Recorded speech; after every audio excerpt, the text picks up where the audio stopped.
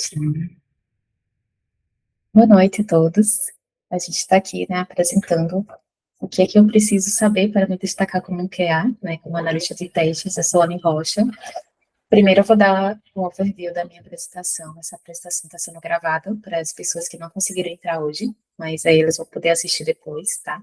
Então, basando aqui, por isso que eu vou dar, né, essa visão geral, mesmo para aqueles que já me conhecem, um pouquinho da minha carreira. Deixa eu só passar aqui o slide.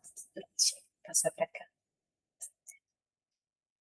Essa é a nossa agenda, tá, de hoje. Basicamente, a gente tem aqui o que é testes, precisa, né, ter esse overview inicial para quem nunca teve contato com a área, o que é QA, o que é analista de testes, como ele trabalha, né, as habilidades que ele precisa ter, se precisa ter faculdade, e aí, né, o pessoal tem muita controvérsia, se precisa ter experiência para ser analista de testes, quais os requisitos para as vagas de estagiário, de analista de teste, em cada categoria, júnior, pleno e sênior. Foi uma pesquisa que eu fiz, né, bem completa aqui sobre todas essas áreas aí do que eles estão pedindo mesmo nessa carreira e como me destacar, que é exatamente o foco da nossa palestra, tá? Então, só uma visão geral aqui, tem muita informação, mas basicamente eu tenho sim graduação em computação, fiz um mestrado em computação na área de qualidade, lá em 2006, 2007 eu me formei, em mestrado em 2010, então tem a certificação de teste, que muitas pessoas me perguntam também, né, se é importante. Eu acredito que isso aqui trouxe várias oportunidades, então, para quem está pensando em entrar na carreira e quem quer se destacar, eu acho que esse é um ponto inicial também, o ter o CTFL, e a gente pode conversar também um pouquinho. Vocês já têm esse conhecimento do CTFL? Algum de vocês? Então, tava dando uma pesquisada só. Uhum. Pois é, super importante, Tamara. E aí, Raquel, você tem? Uhum. Eu sei que é uma prova, né, que a gente faz para poder ter o CTFL. Eu sei porque meu filho, ele tem esse CTFL que ele fez já essa prova, e ele tem, eu sei que tem que estudar, são várias perguntas lá. São 60 questões em 40 minutos. Tem que estar bem afiado. Tem que estar afiado, tem que saber. Exato. E aí, eu vou trazer um pouquinho dessa minha experiência, aqui eu vou passar rapidinho porque eu tenho um gráfico, tá? Então, são 19 anos de experiência como analista de TI, 17 anos como QA, né? Então, é muito tempo aí que eu quero realmente explorar ao máximo aqui, trazer para vocês esse conhecimento, né? Tem essa questão aqui de ter trabalhado como líder de qualidade também, o que é que me ajudou nesse ponto, né? Eu tive que fazer mentoria, eu tive que fazer treinamento com estagiários, pessoas que não tinham nenhum conhecimento na área. Então, isso trouxe para mim essa habilidade de ensinar, de passar o conhecimento, de entender as dores, né, de quem está começando, de entender realmente o ponto que a pessoa tem, né, que não consegue entender, né, o que é que está faltando ali naquela explicação para ela conseguir entender e atuar na área. Então, a gente tinha, na época, passaram por mim, né, assim, mais de 10 estagiários foram 5 a 6 anos, né, mais ou menos, e hoje eu vejo estagiários, uma menina está trabalhando em Portugal, é muito lindo isso. Teve um rapaz que assim que se formou já conseguiu um trabalho lá nos Estados Unidos presencialmente, não era na época ainda do remoto, né, foi lá em 2015. Então, isso tudo trouxe muita gratificação para mim, tá?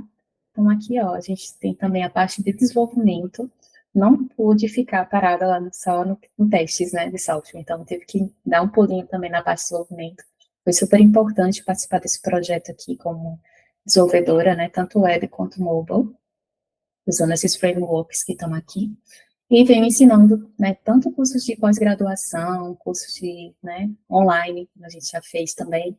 E, por fim, escrevi esse livro para meio que traduzir aí, né, essa minha jornada aí com testes. Queria até saber se vocês já adquiriram esses livros, esse livro no caso. Algum de vocês, não sei se já tiveram algum contato.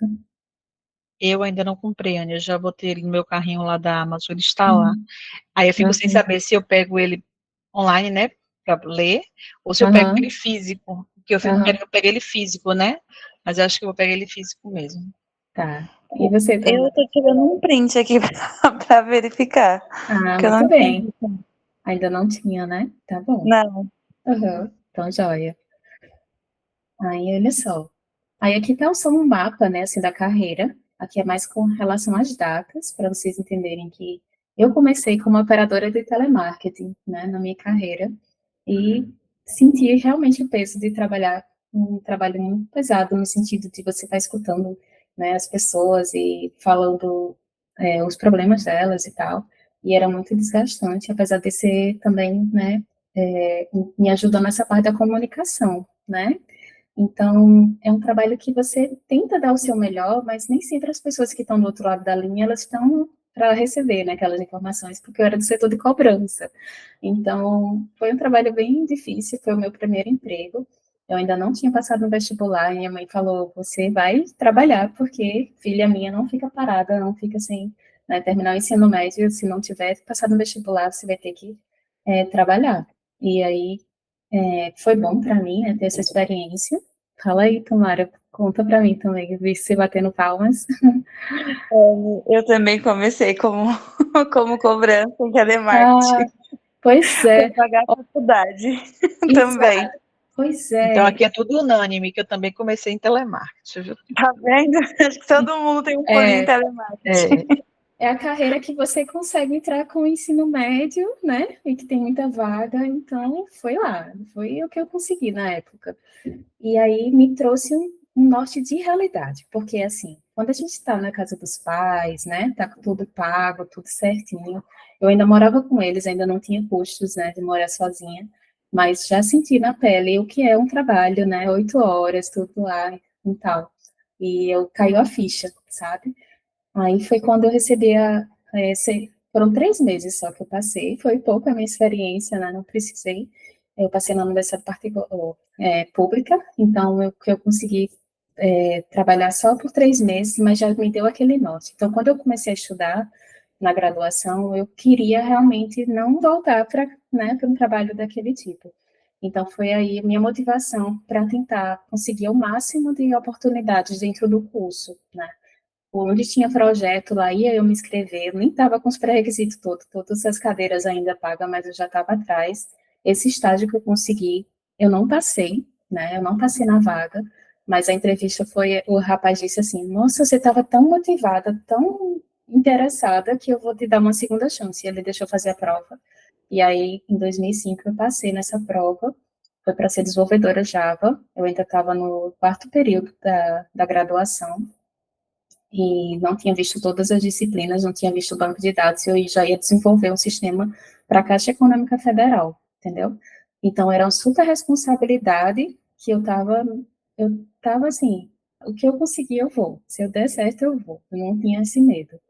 E aí eu consegui, né? Foi quando eu entendi o mundo real da área de TI, né? Programar, porque a gente faz muito curso, né? Seja na graduação, seja em cursos online, ou cursos avulsos que a gente consegue presencial. O que a gente vê no curso geralmente são pontos de programação muito iniciantes, tipo assim, não parece muito com o mundo real, sabe? São exemplos muito fictícios, até diria assim. Então, quando eu comecei a trabalhar, meio que o trabalho me ajudou a progredir no meu curso. Eu estava começando a ajudar os meus colegas de classe, porque eu já conheci, tipo, eu vi banco de dados primeiro no estágio, na prática, para depois estudar a disciplina de banco de dados, para vocês terem ideia. E aí, quando eu estava estudando banco de dados, para mim, eu já estava fazendo um monte de coisa que meus colegas diziam: como é que você já sabe isso e tal? E aí eu dizia: eu aprendi lá, o pessoal me ajudou. O que é que o pessoal fez? Os próprios é, programadores da empresa, como eu era estagiária, eles estavam ali para me ajudar também. E foi isso que me inchou aquela necessidade de ajudar também os outros estagiários. Por isso que eu falei, né, no iniciozinho da minha carreira. Isso aí foi o que me trouxe aquela vontade de ajudar estagiário. Para mim, estagiário, né, assim, é aquele ponto de partida na carreira, é quando a pessoa vai se definir, né, como profissional na área, e é quando ele vai, de fato, saber o que é que ele quer trabalhar. Então, ele vai ter essa oportunidade. Então, para mim, foi meio que uma troca, né, o que eu recebi no passado, eu levei para frente, e eu quero que vocês também tenham essa mesma sensação para o futuro, tá? Então, tudo isso que eu vou falar aqui, ele já entra nesse ponto, né, que eu falei do destaque na carreira. Então, vou trazer algumas histórias para vocês verem que está tudo conectado, certo? E uma oportunidade leva a outra, uma coisa leva a outra, certo? Então, tem que ter essa cadeiazinha. É o que aconteceu. Eu estava em 2005 nesse estágio, programadora Java, não tinha nada a ver com qualidade de software, zero contato com testes de software, e foi em 2017, né, no finalzinho do ano, quando eu me formei em 2006. Então, em janeiro, eu comecei como líder de qualidade de software. Aí, como assim? Na mesma empresa, entendeu? Como assim? A pessoa passa de estágio, vocês estão vendo aqui na tela, né? Estágio de Java, programadora, para líder de qualidade de software. Muito estranho. E eu estranhei também, mas eu sou daquelas que não diz não, sabe? Eu penso assim primeiro, se a pessoa que está me contratando estava confiando em mim, por que que eu vou desconfiar? Né? Tipo assim, se ele está dizendo que eu posso ser, então vai. Eu não fazia nem sentido para mim ser líder de, primeiro, montar a equipe para eu liderar, né? E outra qualidade de software, que eu não tinha nenhum conhecimento, praticamente zero, assim, de como trabalhar com qualidade de software. Para eu não mentir muito, né, assim, claro que eu entendia do teórico, né? No curso de graduação eu vi algumas coisas de testes, aquela coisa teórica, né, disciplina de engenharia de software, aquele só conceito básico que a gente não consegue levar para a prática, geralmente, tá? Então, eram conceitos, assim, bem amplos, que não dava para realmente colocar na prática. Foi aí que eu precisei correr atrás para poder aprender sobre testes de software e ensinar para os meus liderados, que eram 5 pessoas, que estavam precisando aprender sobre aquilo também, para conseguir trabalhar. E não era aquele tempo assim, vou te dar 6 meses para você fazer treinamento, não. Era no mesmo dia, eu já dizendo sim, e amanhã já começar a trabalhar, já ter que dar resultado. Para a minha sorte, a empresa era bem organizada e eles já conseguiram entregar para mim planos de teste, roteiros de testes prontos. Foi aí que abriu a luz, assim, foi quando eu senti, entendi. Eu comecei a ler ali, aí vi passos, resultado esperado, passos, resultado esperado, localização, passos, resultado esperado. Aí pronto, eu disse, se é para eu seguir esse roteiro aqui, a gente vai seguir o roteiro, vou passar esses roteiros para cada um da equipe, cada um testa um sistema, e vou entregando o resultado. Quando eles acharem os erros, a gente vai cadastrando lá no, era o Mantis, que é o estilo Gira, né? E aí a gente foi, e assim eu fui aprendendo. Mas eu percebi que precisava de técnicas de teste, porque a gente abria muito bug que não era bug. O desenvolvedor dizia, peraí, isso aqui não é bug. Eu não consegui reproduzir esse bug. Então, tinha muita falha ali naquele início do processo, tá? Mas a gente conseguiu, aos poucos, ir aprendendo, e eu fui ler livro, fui ver curso, né, curso de teste online, um monte de coisa atrás para poder aprimorar aí essa técnica. Aí, foi quando, em 2008, eu passei para o mestrado, eu fiz a seleção do mestrado, então passei quase um ano aí como líder de qualidade de software, e passei para o mestrado também na área de qualidade. Foi assim, aquele divisor de águas. Quando me convidaram para ser líder de qualidade, eu disse, é essa carreira que eu quero seguir, eu não quero ser programadora, eu quero ser da área de testes. Então, foi aí que começou essa minha vontade de ser da área de testes, tá? Então, foi em 2008 que eu comecei o mestrado, terminei em 2010. Em 2011, por ter o diploma do mestrado, eu consegui fazer a pós-graduação, ser professora de pós-graduação em 2011, e em 2010 até 2017 eu trabalhei numa empresa como líder de qualidade, porque eu já tinha uma experiência como líder, e tinha mestrado, e tinha todos esses requisitos que eles precisavam ali para ser líder de qualidade. Foi aí que eu falei que tinha os estagiários, né, passaram mais de 9, ou foi 10 estagiários, né, durante vários anos, durante esses 7 anos aí, quase 8 anos, 2010 a 2017, e vi realmente esse sucesso dessas pessoas e quanto elas eram gratas por terem aprendido a área de testes, né, por terem conhecido a área de testes, que elas não sabiam, elas estavam numa graduação, eram estagiários também como eu no passado, estavam na graduação sem saber se iam realmente querer programar, não tinham se identificado com o curso, e depois da área de qualidade eles sentiram que estavam bem aptos ali para aquilo, tá? Então teve essa parte aí que eu aprimorei a questão do treinamento, foi quando eu comecei a escrever no blog, né, blog Grupo de Testadores de Software, e aí eu comecei a condensar todo aquele conhecimento e postar no blog para os próprios estagiários poderem ter aquela minha leitura, aqueles meus resumos, acesso àqueles resumos, e eu estava ajudando também a comunidade, né, ao mesmo tempo. Então, pronto. Então, até 2017, teve aí um período que eu fui líder, e eu senti que já tinha 10 anos, né, que eu tinha atuado como programadora.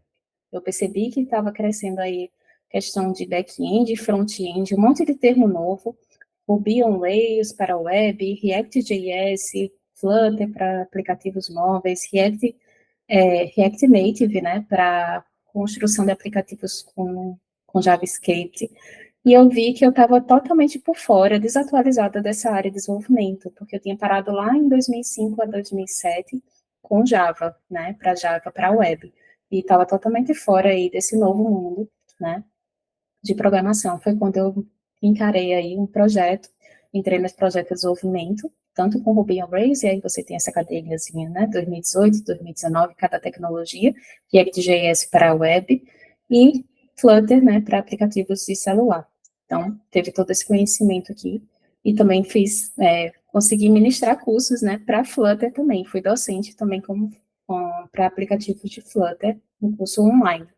Então, eu vou avançando aí onde eu posso. Então, até hoje, né, eu estou agora voltei para a área de testes, me identifiquei como desenvolvedora, mas eu sempre tenho aquela pegada ali como, né, na área de teste, que aí é minha paixão, de fato, né. Bom, certo? Alguma dúvida aqui sobre esse trajeto? Tudo certo, né? Dá o joinha, vamos aproveitar, né, a gente fazer o nosso joinha, que aí eu tenho mais controle aqui do nosso entendimento.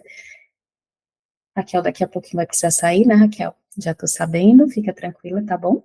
Aí essa parte inicial, Raquel, a gente vai ter mesmo aquele parte da agenda, que é até, né, você pode ver depois a gravação, tá bom? Fica tranquila. E assim que você puder, você volta, tá, Raquel? Pronto, então a gente tem aqui, ó, só para, né, ter esse mapeamento mesmo da área, né, para quem realmente não teve ainda nenhum contato.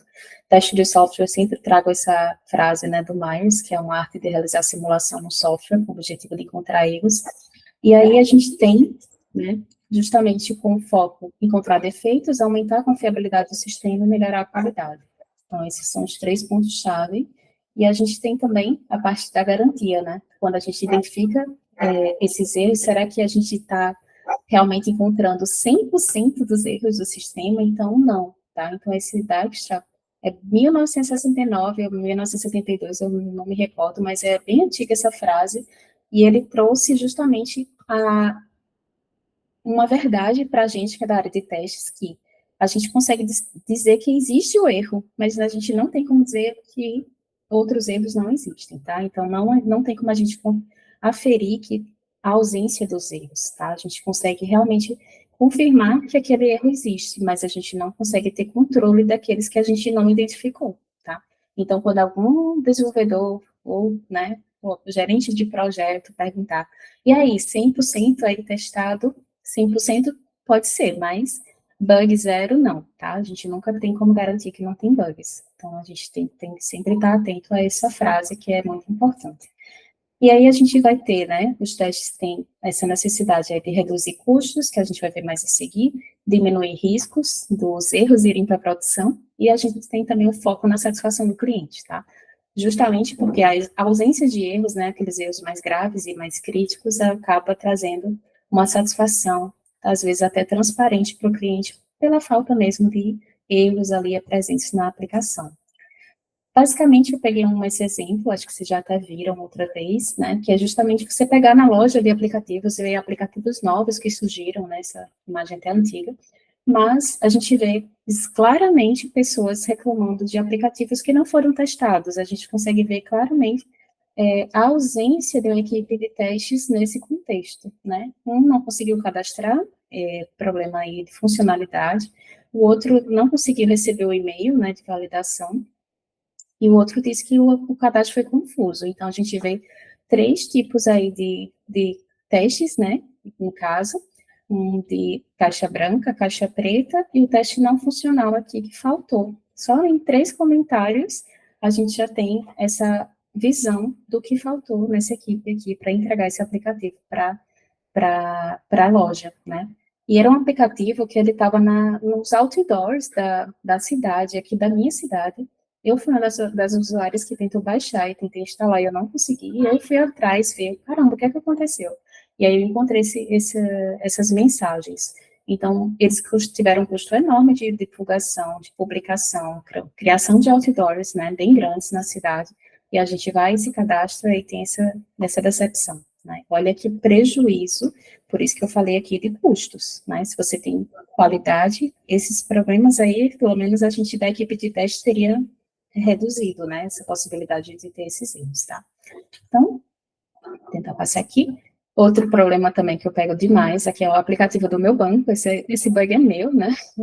E aí eu tô tentando fazer um Pix, e aí dá esse erro. Poxa, gente, eu preciso fazer o Pix naquela hora. A gente tem um servidor, né? Uma pessoa que está oferecendo um serviço que quer receber o pagamento naquele momento, e você vai e tem um erro no sistema, né? E não diz quando isso vai solucionar. Então, é um bug, né? Então, aqui eu estou querendo mostrar mesmo a presença de bugs em aplicativos até do banco, né? Como a gente sabe, tá? Então, a gente tem também essa presença. A IKEA, não sei se Tamara já tinha esse conhecimento do que é QA, que a gente ouve muito esse termo, né? Analista de testes ou QA. Você já tinha, Tamara? Uhum. Já sim, já vi pelo curso. Pelo próprio curso, né? Perfeito. Aí, muita gente não sabe, né, que é um termo do inglês, e aí é o Quality Assurance, então, só para trazer também para as pessoas que vão assistir depois, é uma área dentro do processo de desenvolvimento, justamente com o objetivo de identificar problemas, não só no sistema, como a gente viu ali os bugs, né, mas em cada etapa do processo de desenvolvimento, tá? Então, quando a gente entende todas as etapas do processo, quando a gente entende como o sistema é feito, como é feita a documentação. Então, todas essas etapas aqui, né, que a gente tem do próprio software, da construção dele como um todo, né, a gente consegue atuar como Quality Assurance, e não só como testador. Porque se a gente é testador, aí a gente vai entrar aqui, ó, validar o software, tá? Só nessa etapa aqui. Muitas empresas contratam um testador, né? Então, o analista de teste, ele vai estar realmente preocupado com essa área aqui. Quando a gente é QA, né, Quality Assurance, que é o termo que eu coloquei anteriormente, aí sim a gente vai estar atento desde o início do processo, tá? Então, a gente vem desde a documentação, desde a implementação, aí sim a gente vai validar o software ali, a tela, né, o caixa preta, como a gente chama, né, testar mesmo aquelas funcionalidades. E depois da entrega, né, a gente também continua fazendo a validação com testes ali de aceitação, para saber se o sistema realmente foi entregue sem erros, se não houve problemas no momento do deploy, né, quando a gente entrega aquele sistema para produção, e até mesmo depois que a gente continua ali naquelas manutenções, que é o teste que a gente faz, né, relacionado à mudança, né, então a gente tem todos essas estratégias e técnicas de testes que a gente consegue fazer com esse objetivo, justamente de trazer essa qualidade no processo, e não apenas no software que a gente está testando. Percebeu, né, Tamara, a diferença de testar apenas nesse ponto aqui, entregar o software, e testar em toda essa etapa aqui, tá?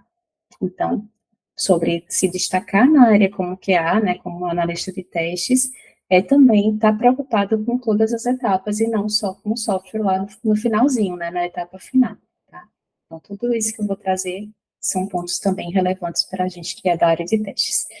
Então, a gente tem tanto o papel do testador, né, como manuais. Testes manuais, ele vai, mesmo nos testes manuais, olha que bacana, vai desde a documentação, tá vendo? Criação de roteiros de teste, execução dos testes, reportar defeitos e verificar se eles foram corrigidos. Então, mesmo nos testes manuais, a gente consegue fazer o Quality Assurance completo, tá? Porque a gente vem desde o documentar. A gente revisa essa documentação, a gente cria os nossos roteiros para poder, quando a gente receber o sistema aqui nessa etapa de validação, a gente conseguir reportar os bugs e a gente checar se tudo foi resolvido para poder a gente entregar o software de fato e fazer toda a manutenção conforme vier, né, for necessário, tá? Já nos testes automáticos, né, automatizados, como você preferir, a gente vai ter também a parte de criação dos roteiros de teste, só que aí os scripts de teste, né, que a gente vai ter, de fato, o código de teste, um código automatizado. A gente precisa manter esse código, monitorar os defeitos e fazer a criação da integração contínua, que a gente viu também, né, dentro do nosso curso. Então, a integração contínua, ela vai estar o CI/CD, justamente o delivery, né, que é o entregar. Então, ele vai estar controlando toda essa mudança ali e checando se tudo que funcionava continua funcionando. Então, a automação entra aí para complementar a parte dos testes manuais. Então, quando você tem essa consciência que temos aí o teste manual e o teste automatizado complementando, né, todas essas etapas da qualidade do software, a gente percebe a importância de cada uma delas. Então, basicamente, o ciclo de vida aqui do nosso sistema vai ser documentação, né? A gente recebe essa documentação, então a gente tem que compreender como é que essa documentação é construída, a gente tem que entender que tipo de dados a gente precisa ter nessa documentação. Quando a gente receber essa documentação, a gente consegue criar os nossos artefatos de teste, e aí eu vou entrar tanto no nível de códigos automatizados, né, que a gente pode estar construindo ali os scripts de teste, como também a gente pode estar focando só na parte de texto, tá? Os roteiros de teste mesmo que a gente cria manualmente, né, e a gente faz toda a execução posterior a partir daqueles roteiros. Então, a gente consegue executar o sistema, então a equipe de desenvolvimento vai fazer essa parte de codificação, então tem essa diferença aqui. No nosso processo de testes, eu vou por aqui por baixo, documentação a gente recebe e segue o fluxo aqui e reporta os defeitos para o desenvolvedor. Então, esse linha aqui de codificar fica para o desenvolvedor e a gente fica com todas essas outras etapas de controle, né, da parte de qualidade até a entrega, tá? Então, todos esses pontos aqui a gente já tem, né, dentro do ciclo de vida ali dos testes de software, né, teste de software. E aí, o famoso nível de teste, né, Tamara, a gente sempre traz, porque ele faz a relação direta, né, com todas essas etapas de desenvolvimento, e como a gente consegue atuar desde os requisitos. Ó, voltando aqui, ó, de novo, requisitos, especificação do sistema, que é a documentação, a modelagem da arquitetura, se é back-end, front-end, né, tudo que a gente também viu, design do sistema, que é o próprio código, né, quando eles codificam ali, criam as classes, criam um banco de dados, criam todas essas questões mesmo da unidade do sistema, cada classe que eles criam, então, o design do sistema refere-se às classes do sistema e às tabelas do banco, né, então ele consegue fazer aqui todos os testes atribuindo aí para cada uma dessas etapas da construção. E aí a gente tem com esse objetivo traçar desde o início do desenvolvimento os testes, né? Então a gente tem testes garantindo aí os testes desde o início das etapas de desenvolvimento. Teste de unidade, teste de integração, teste de sistema e o teste de aceitação. Quando a gente entende a importância dos níveis de teste, a gente sabe exatamente qual é o tipo de teste que a gente vai conseguir executar em cada uma dessas etapas. Às vezes, né, até nas vagas de trabalho, né, Tamara, a gente vê a galera falando assim na descrição, não sei se você já teve a oportunidade de ler, eles colocam testes automatizados, mas eles não especificam qual é o nível de teste que eles querem. Muitas vezes eles colocam apenas a ferramenta e já querem que você interprete que aquela ferramenta está atribuída ali a algum desses níveis, mas eles não especificam qual é o nível de teste que eles querem. Não sei se você já percebeu isso, nunca eles citam qual é, né, a etapa de teste aqui que ele vai fazer, não é isso? Então, a gente tem justamente que ficar atento, né, quando a gente tiver numa equipe de testes, a gente estiver trabalhando, qual desses tipos de testes aqui a gente consegue atribuir, né, no momento certo, dentro do próprio processo de desenvolvimento, tá? Então, a gente sabe que o teste de unidade é feito pelo desenvolvedor, geralmente a responsabilidade é do desenvolvedor fazer esses testes, e os outros testes aqui de cima a gente consegue fazer, tá? Com as ferramentas, tanto automatizadas como também o teste manual para cada uma dessas etapas. Aí aqui a gente tem, né, a questão das habilidades, né, o que é que a gente precisa ter. Aí eu trouxe questões de comportamento e técnico, tá? A parte de comunicação, super importante, considerando que a gente está com atribuições em todas as etapas do processo, acaba que no dia a dia eu converso com todas as pessoas do time, seja ela gerente de projeto, Scrum Master, desenvolvedor, o próprio diretor, né, do setor, então, os desenvolvedores, tanto back-end quanto front-end, eu converso também com a pessoal de UX, né, que é aquela parte de criar mesmo os protótipos de telas, né, que é o User Experience, falo com DBA, né, falo com, enfim, não com clientes, né, mas às vezes a gente precisa ainda tirar algumas dúvidas dos clientes ou usuários, né, então acaba precisando também. Então, ter essa comunicação e fazê-la de forma clara, né, para que a gente não tenha ambiguidade na nossa fala, é super importante para a gente conseguir trazer esse conforto aí durante essa construção do software, né, quando a gente reportar algum problema, algum defeito. Então, se descrever com objetividade, então, quando você sabe mapear de fato o que é que você precisa que seja corrigido, você não vai encher, né, as informações ali, deixar divergentes ou confusas ou ambíguas. É super importante a gente ter um passo a passo, definir bem certinho ali com objetividade cada um dos defeitos que a gente encontra, né, é super importante. A gente tem que estar muito atento aos detalhes, como, né, a gente sabe, meio que temos que ser detetives ali, né, para conseguir achar com a lupa, né, alguns bugs escondidos. Eu vejo que é uma atividade que a gente precisa de muita criatividade, né, não sei se você já teve esse contato, mas eu sinto que diariamente eu tenho uma novidade, assim, meu trabalho não é cansativo, né, ele é um trabalho que eu sinto que, de fato, eu consigo ter é diferente, cada dia é diferente porque os bugs mudam, né, os defeitos são diferentes, os erros são outros, os tipos de teste que eu faço são outros, então sempre eu tenho novidade no meu trabalho, isso eu gosto bastante, né.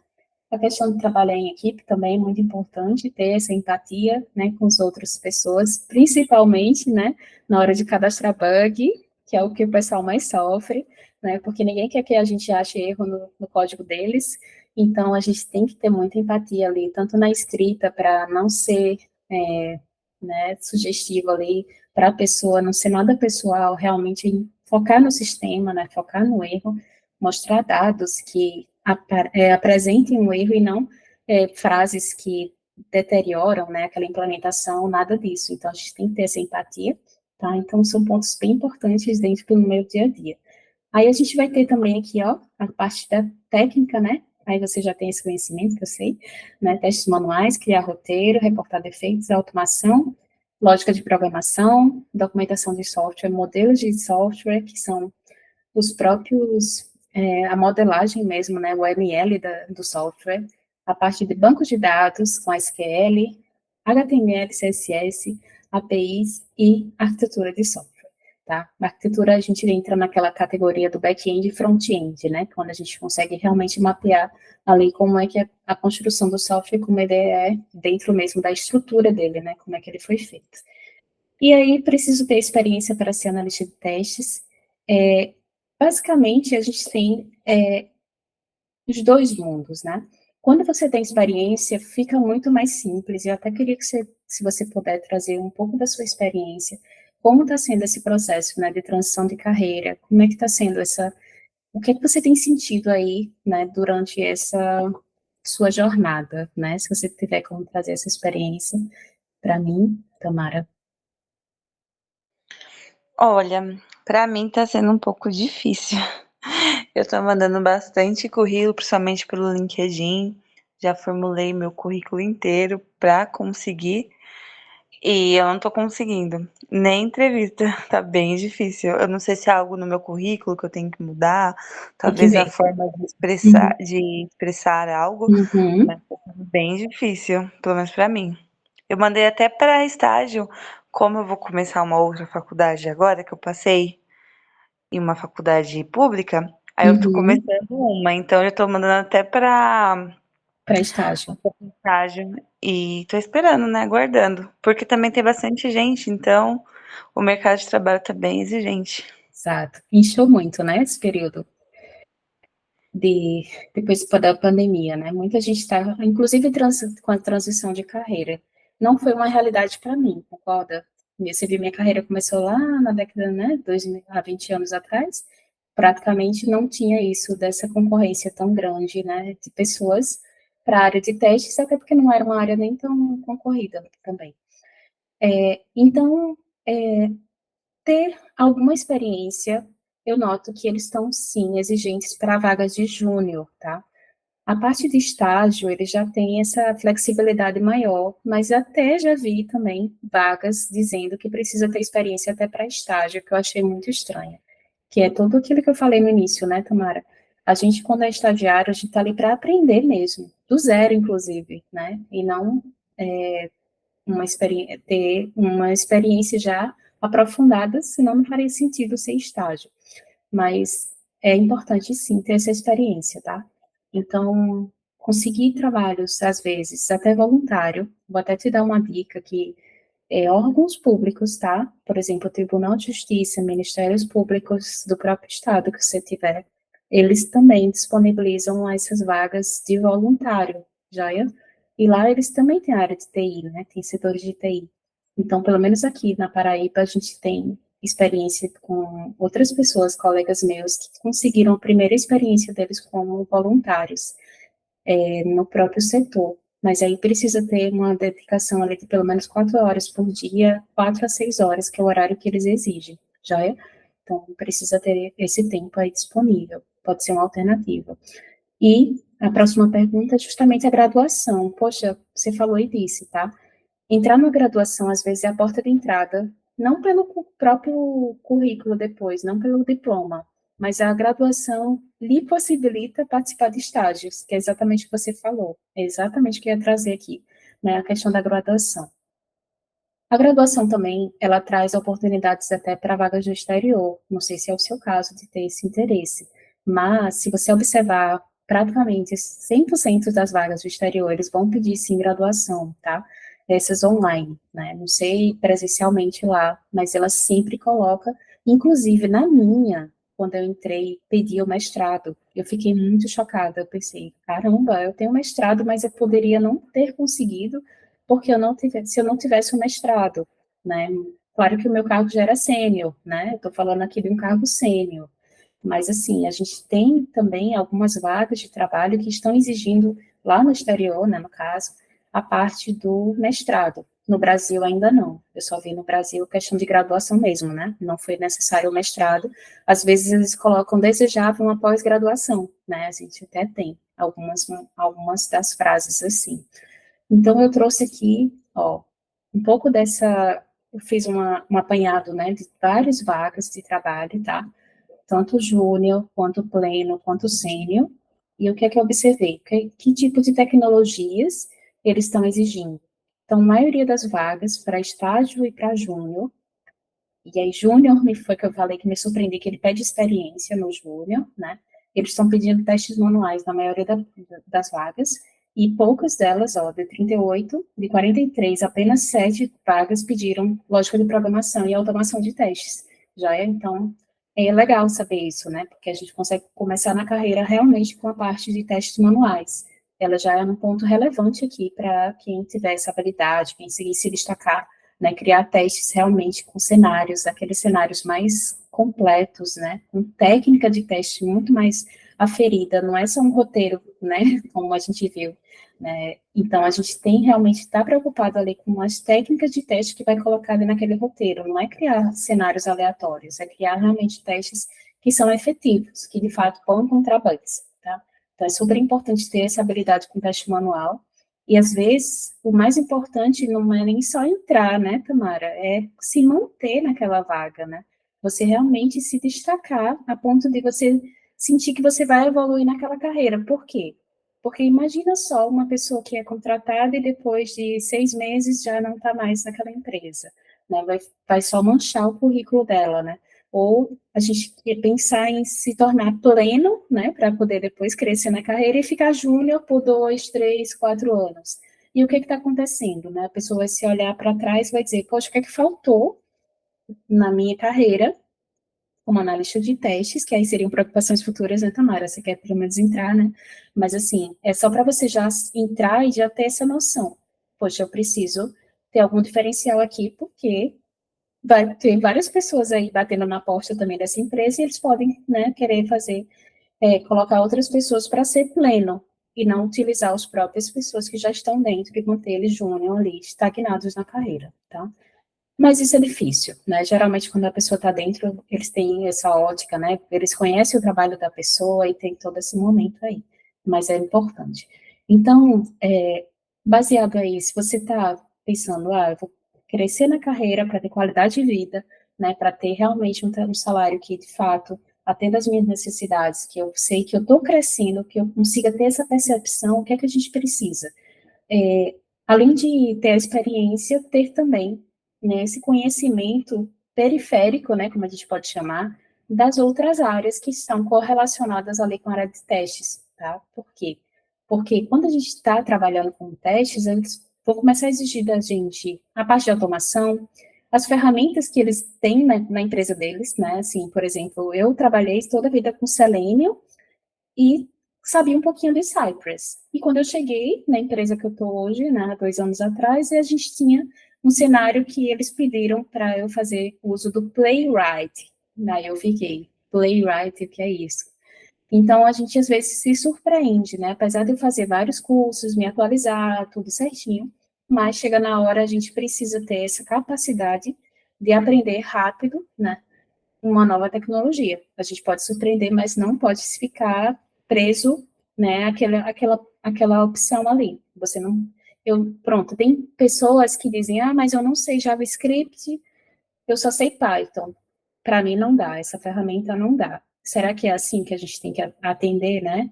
Geralmente eu não faço isso, tá? Eu digo, gente, eu não sei, mas eu vou correr atrás, eu vou aprender, tá? Então é isso que eu tenho sempre trazido na minha carreira, essa permissividade de mudar, né? De atuar diferente, de sempre estar atento às novas tecnologias e não ficar preso ao que eu já sei, tentar sempre buscar outras formas de me atualizar para atender aquela necessidade naquele momento, tá? Então, dentro aqui dessa carreira, né, a gente vai ter o Selenium, o Cypress, né, como maioria, o Cucumber, o BDD, né, que a gente já viu também, o JMeter, aí já vem testes. JMeter, você conhece, Tamara? O JMeter, esse aqui, ó, que ele tem aparecido também nas vagas, ó. Ele é para testes de desempenho de carga, tá? Então, ele é usado em testes de carga e desempenho. A linguagem Java, Ruby, aí vem as linguagens de programação, Python, né? Dependendo da vaga, você vai ver diferentes linguagens de programação. E aqui são as ferramentas mesmo, tanto o Git, né, o Jest para JUnity, que é JUnity, não, para JavaScript, né, JUnity para Java, e aqui são as ferramentas de testes tanto de unidade, quanto testes de integração e testes de end-to-end, tá? Então, tem todas essas ferramentas mapeadas aqui. Aí, o que é que a gente tem, né, como destaque na carreira, né? O que é que a gente pode ter de diferencial para a gente conseguir se destacar, joia? Então, conseguir o primeiro emprego, preciso sim ter essa comunicação, já trouxe para você um pouquinho antes, ó, documentação clara e eficaz, documentação de bugs, feedback construtivo. Então, a documentação de bug, principalmente, né? Esse ponto aqui, ó, reproduzi-los pelos desenvolvedores.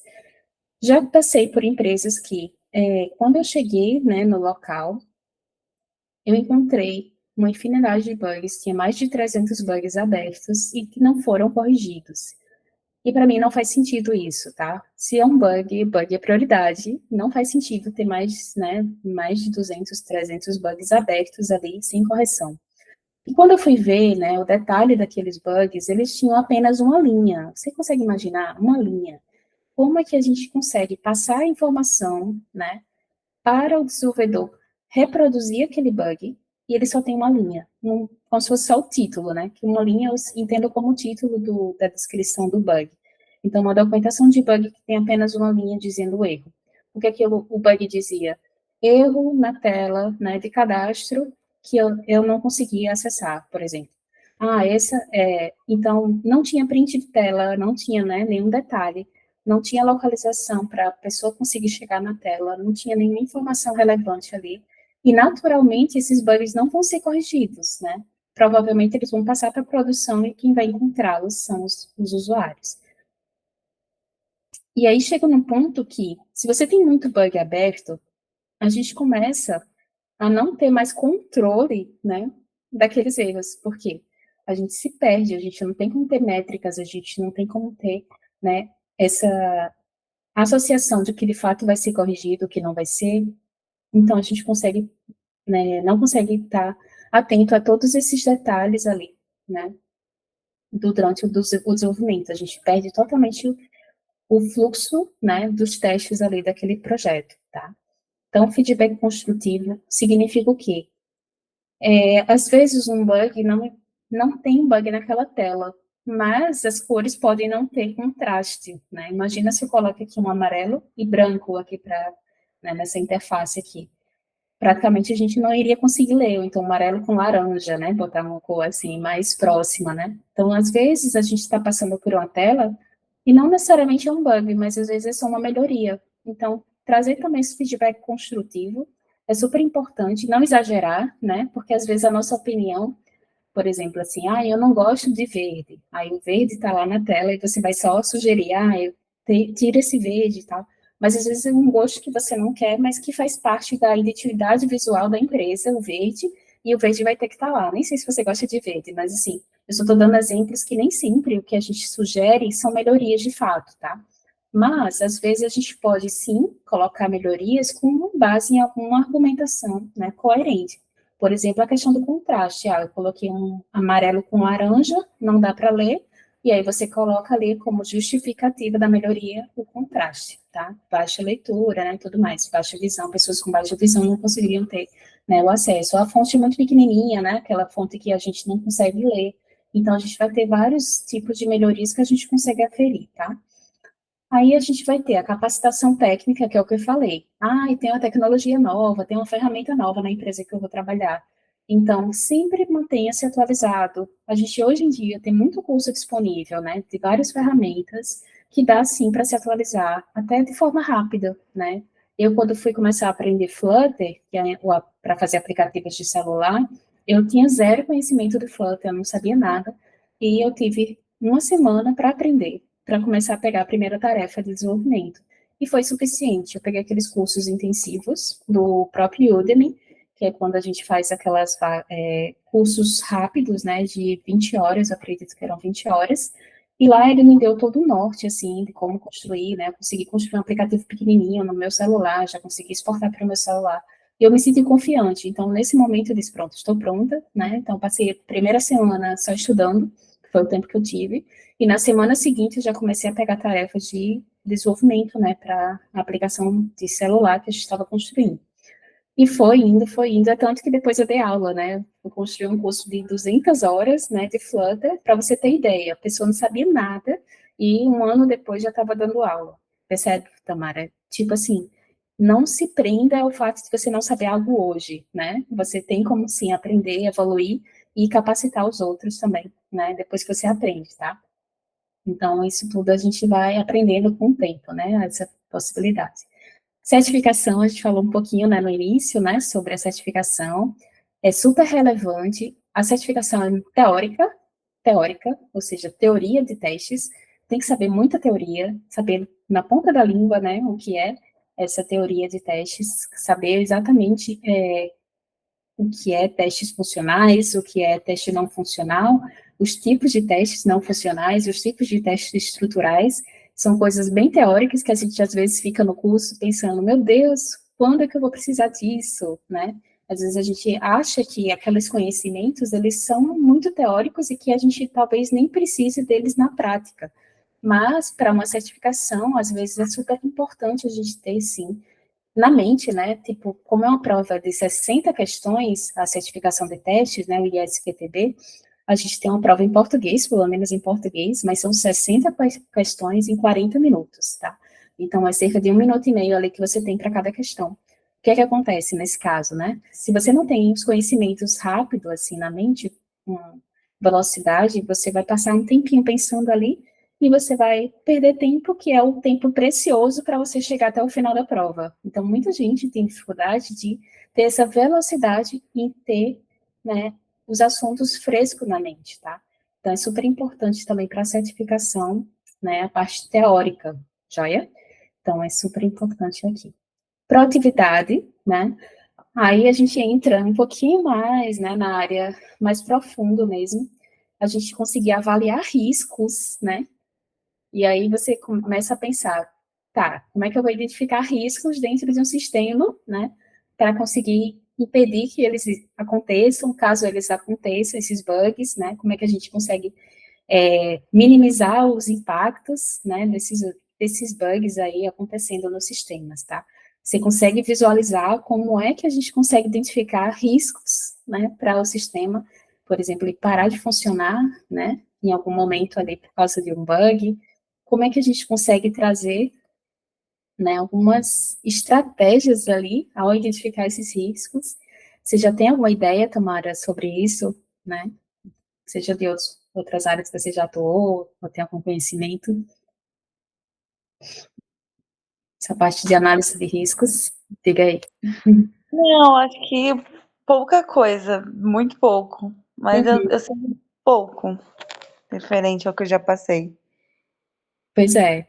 É algo que a gente, risco a gente está a todo momento, né? Eu tenho risco agora de acabar a energia aqui, né? E ficar no escuro. E eu teria que ter algum plano de escape, né? Algum plano B, né? Digamos assim. Então, quando a gente fala de riscos, a gente tem que perceber que qual é o impacto que aquele risco vai trazer para o que está acontecendo agora, tá? Nesse momento atual, ou um momento futuro, né? Porque às vezes a gente está no processo de desenvolvimento e a gente está pensando quando a gente colocar aquele sistema em produção, né? Aquela funcionalidade nova para os usuários e tudo mais. Qual é o risco, né? Daquele sistema não funcionar? Qual é o risco que ele vai ter para aquela empresa, para aqueles usuários, né? E para aquelas pessoas que dependem daquele sistema. Aí, quando a gente fala de risco, a gente pensa muito em negócio, né? Perda de dinheiro, né? Imagina só o Mercado Livre ficar fora do ar durante 10 minutos, né? Americanas, o Amazon. A gente consegue perceber que eles vão perder muito dinheiro em 10 minutos, né? E, às vezes, um sistema que é muito local, assim, por exemplo, o meu bloco de notas aqui, se ele ficar fora do ar, né, que ele é sincronizado ali com o servidor, se o meu bloco de notas do aplicativo do celular que eu baixei, que eu estou pagando ali uma mensalidade, se ele ficar fora do ar, o meu custo financeiro vai ser baixo.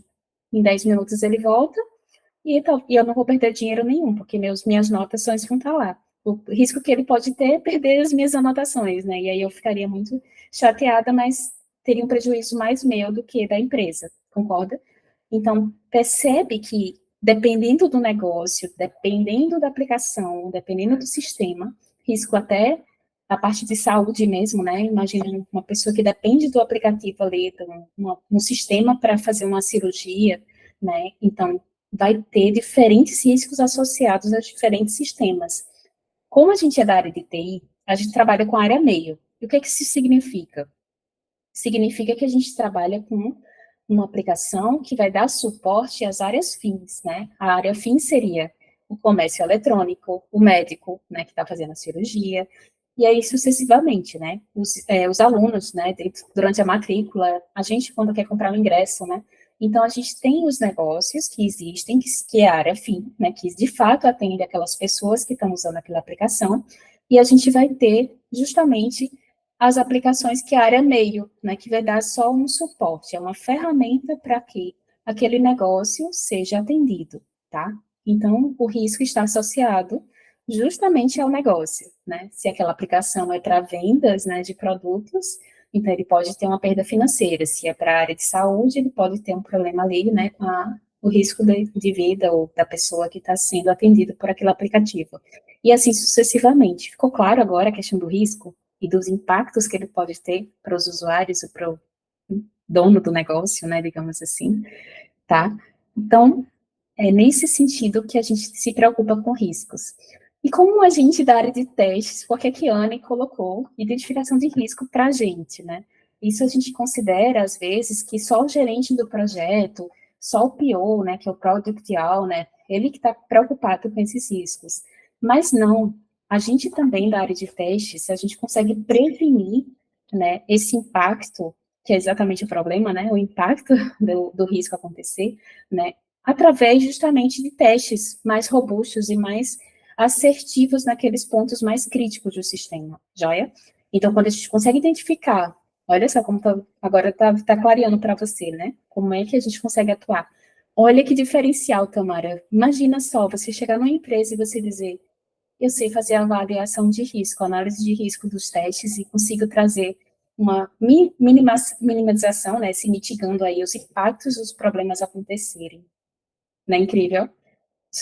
Tu tá percebendo que sai muito do leque, né, do teste manual, que você cria bugs e tudo mais?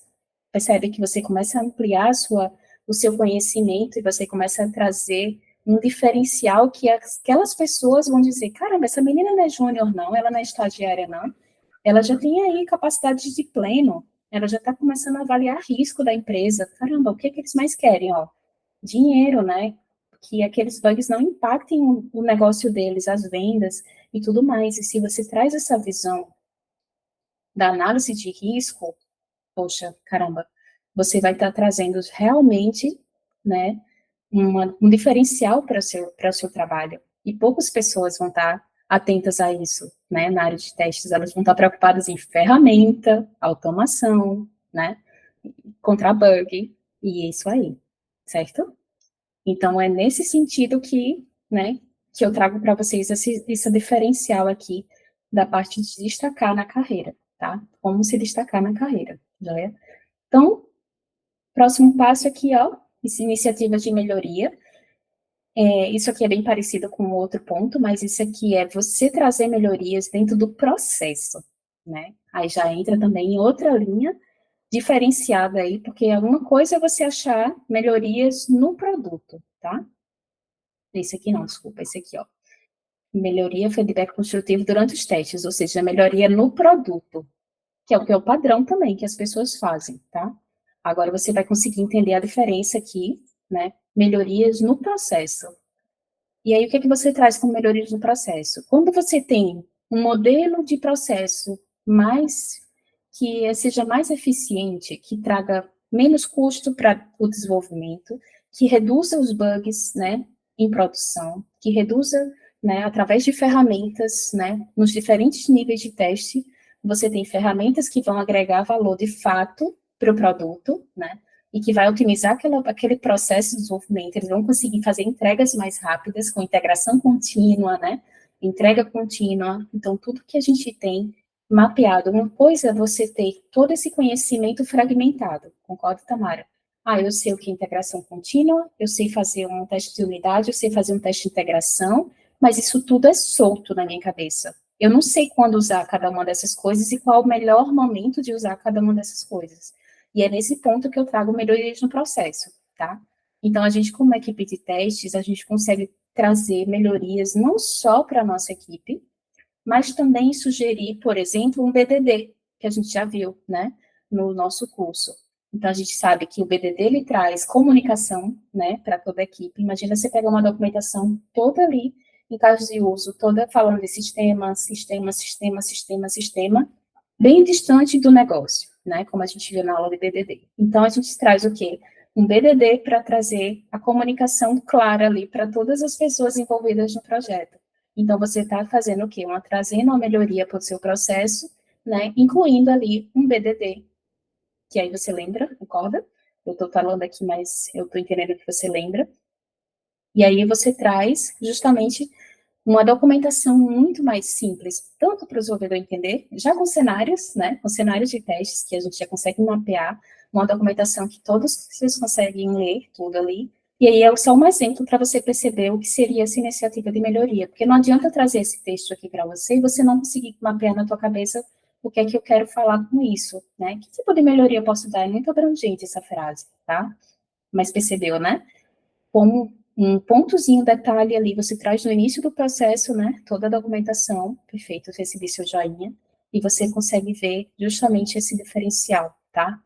Então, eu estou trazendo isso porque, assim, é muito diferente de fazer cursos soltos, concorda? Cursos que estão desfragmentados, que as coisas não são contínuas, né?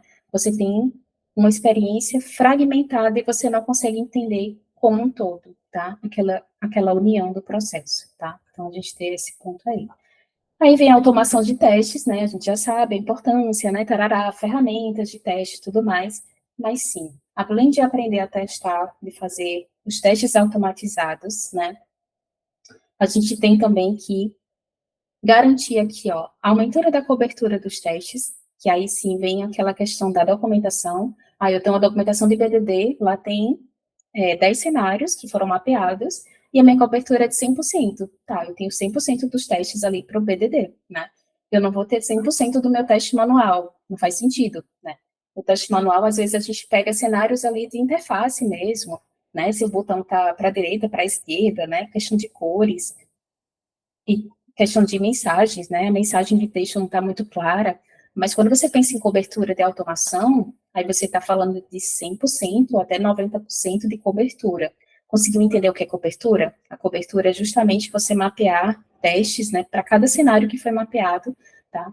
Considerando mesmo os itens de negócio, né, de fato, o que é de fato, ou seja, a eficiência dos testes, e não sem testes, né, automatizados, que você não vai conseguir manter, que você não vai conseguir, né, ter controle daqueles testes, né, que vai achar bugs que não são bugs e tudo mais. Então, você aumentar a cobertura com a eficiência, né, você focar, de fato, nos pontos mais críticos e mais importantes, né, baseado ali até na sua análise de risco.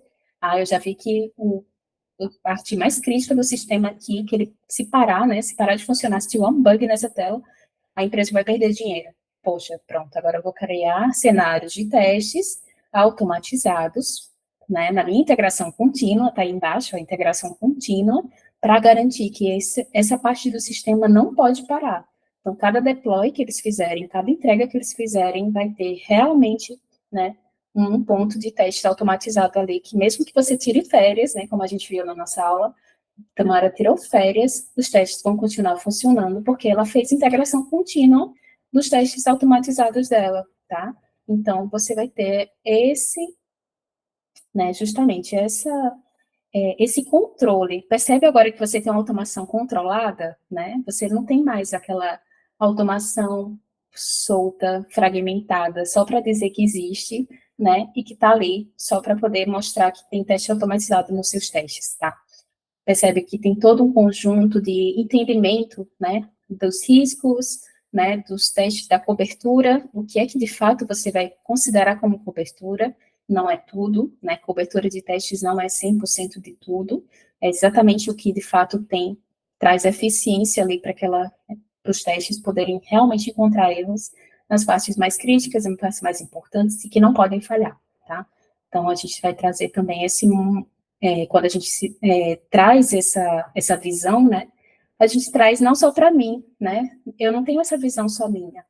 Dentro da equipe de testes, né, onde eu trabalho, a gente consegue trazer esse mesmo entendimento para todas as pessoas da equipe, né, então você se destaca também por estar, às vezes, até fazendo mentoria, né, trazendo ali, contribuindo ali com esses detalhes, esses pontos chaves, né, que você às vezes traz, e que a pessoa que está justamente participando da sua equipe, né, trazendo com você aquele momento, né, que está participando com você daquele projeto, ela vai dizer, poxa, Tamara sabe disso, caramba, como fez diferença no nosso processo, como reduzir os bugs aqui, tá?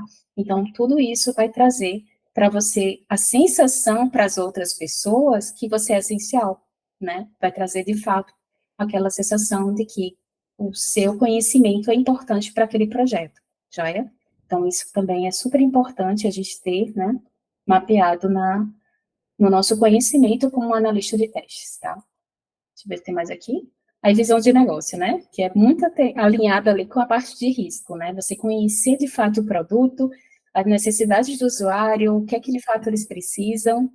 Bem-vinda, Raquel. Que bom que deu tempo de voltar. Assiste, tá? Eu não sei se Tamara, né, tem algum feedback para você, mas eu acho que eu falei pontos aqui que vale a pena, tá? Reassistir depois, vai estar gravado, tá? E aí, só continuando aqui, a parte de visão de negócio, né, que é super importante também para a parte de entender o produto profundamente, né, como a gente está escrevendo aqui. Por quê? Quando você entende o produto, você não entende só as funcionalidades, né, que eu estava até falando com a Tamara. A gente entende, de fato, a necessidade do usuário, o impacto daquele produto na vida das pessoas, né, o risco que ele tem, e aí eu vou retomar o exemplo que eu trouxe. Por exemplo, o Mercado Livre, ele trabalha com comércio eletrônico, e se ele parar por 10 minutos, né, que foi o mesmo exemplo que eu trouxe, o Mercado Livre vai perder muito dinheiro, né, então ele tem que fazer algumas verificações para poder evitar que esse risco aconteça, né. Então, quando a gente começa a entender o negócio do sistema que a gente está trazendo, que a gente está trabalhando, a gente começa a entender o objetivo dos nossos testes e a alinhar os nossos testes para essa necessidade, tá? Para trazer mais robustez, mais garantia de qualidade para o produto, baseado justamente nesse entendimento ali do negócio. Então, sempre lembrar disso, o negócio em primeiro lugar. Então, priorizar testes e validações que garantem maior valor e satisfação do cliente, E a gente não fala aqui só de bugs, tá? Eu trouxe exatamente alguns slides atrás a parte do risco, né? O risco que aquele sistema pode trazer se um bug acontecer, se o sistema parar, ou se outros pontos ali do sistema não tiver um resultado correto, né, na sua entrega, tá? Então, todos esses pontos aí, quando a gente entende o valor do negócio, né, ou de fato foco no negócio, a gente começa a trazer os testes e todas as implementações, todas as nossas estratégias de testes com foco no produto, tá? Então, super importante também. Acho que aqui a gente já... aqui são dicas, né, agora. Eu trouxe todos os detalhes, né? Só vou voltar só 2 slides aqui, ó. Ó, foi a parte de comunicação, tá, Raquel? Comunicação, documentação de testes, bem rapidinho. Capacitação técnica e atualização contínua, só para retomar. Então, a gente tem que sempre estar atualizado, né, na nossa área, a gente quer evoluir na carreira, a gente precisa sim estar atualizado, né, tirar certificação também, né, como eu falei no início da aula. Proatividade, identificação de riscos, que eu falei também, essa questão, né, das iniciativas de melhoria, e testes automatizados aqui para o nosso sistema. Integração contínua, super importante, a visão do negócio. Então, a gente tem aqui, ó, algumas dicas, né, super importantes que a gente, como analista de teste, a gente tem que entender, tá? Às vezes, as pessoas têm um entendimento errado sobre a nossa carreira, sobre o nosso papel dentro do processo de desenvolvimento, mas quando a gente entende que testes é tão essencial quanto o próprio desenvolvimento do sistema, a construção do sistema, a gente começa a ter outro papel diferenciado ali dentro da empresa, né? A gente começa a se tornar peças-chave, pessoas que são essenciais para o desenvolvimento. Eles conseguem entender que não conseguem mais viver sem aquela pessoa da área de testes, né? Mesmo que você saia daquela empresa, eles vão contratar outra pessoa para aquele local. E como é que a gente traz essa sensação de que os testes realmente são essenciais, né? Então, primeiro a gente tem que ter o foco na nossa carreira, tá? Seja mudando ali para desenvolvimento, como eu fiz, mas eu estava realmente abrangendo a área de desenvolvimento para poder voltar para a área de testes com mais capacitação, né? Eu precisava entender, de fato, como era a construção do software por baixo para poder achar erros mais relevantes, mais robustos e mais diferenciados. Percebe que, apesar de eu sair da área de testes, voltei, né, por 3 anos, eu estava com foco de me aprimorar na área de testes, né? Justamente entendendo como é que é a construção por baixo, percebe? Então, quando você realmente quer uma carreira sólida, que você quer crescer no nível estagiário, júnior, pleno, sênior, né? Você vai fazer o quê? Vou tirar uma certificação, eu vou fazer um curso de capacitação, eu vou me aprimorar, eu vou, né, participar, né, vou fazer mentoria, porque quando a gente ensina, a gente aprende muito mais, né? A gente também consegue consolidar aquele conhecimento na nossa cabeça, porque a gente tem que estudar para ensinar para outra pessoa.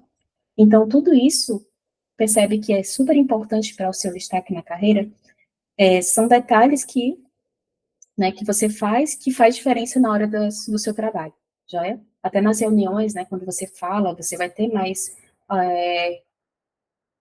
as pessoas vão sentir que você tem realmente conhecimento naquela área, né? Então, você vai ter autoridade ao falar também.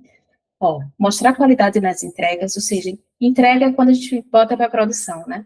Então, se você está entregando um sistema que não tem bugs praticamente, que não tem erros em produção, você já tem aí um ponto de diferencial, tá? Então, se sua equipe de testes também, se você está liderando uma equipe, ela tem traz esse olhar de que a qualidade é mais importante do que entregar, como muitas empresas, né, às vezes trazem essa visão de que é mais importante entregar do que, de fato, ter a qualidade, a gente vai trazer uma nova visão para a própria equipe, né, por conta mesmo do retrabalho ali de corrigir bugs em produção, que é muito custoso.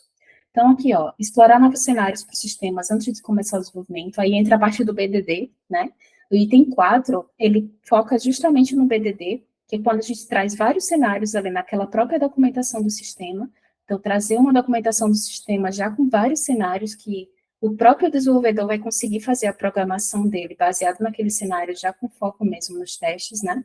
Ele vai reduzir bastante o número de erros em produção e até para a equipe de qualidade, porque aqueles desenvolvedores já vai ter conhecimento do que a gente vai testar, do que de fato os cenários que a gente vai tentar explorar ali no sistema, joia?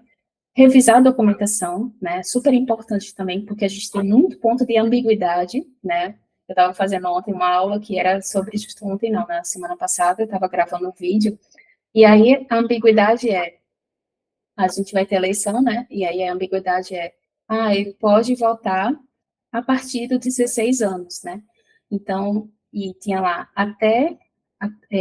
antes dos 70, antes dos 70, é obrigatório. Então, essas frases, a partir de 16, antes dos 70, a gente fica na dúvida. A partir de 16, será que é só 17 anos? A gente sabe porque a eleição é uma coisa batida, mas se fosse uma documentação totalmente nova, do RH da empresa, né? Ah, vou tirar férias, e aí, a partir de tal data você pode tirar. Então, a gente, às vezes, a palavra a partir, antes de, né? Entre 18 e 69 anos, como o negócio da eleição. Esses termos, eles são muito ambíguos, né?